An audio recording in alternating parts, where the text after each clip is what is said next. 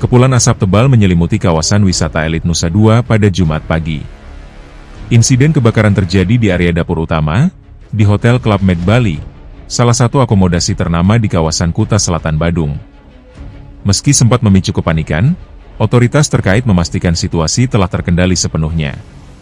General Manager Denusa Dua, Imade Agus Duyatmika mengatakan, pihaknya selaku pengelola kawasan Denusa Dua mengerahkan tim fire brigade internal mereka ke lokasi kejadian. Pihaknya memastikan bahwa dalam kejadian tersebut tidak terdapat korban jiwa.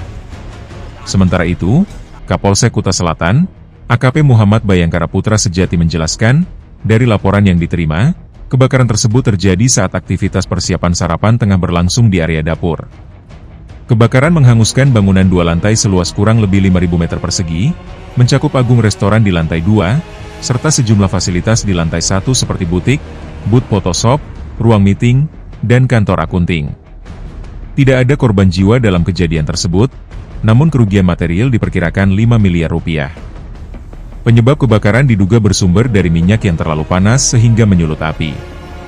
Api membesar dan membakar atap restoran yang sebagian terbuat dari kayu dan sirap.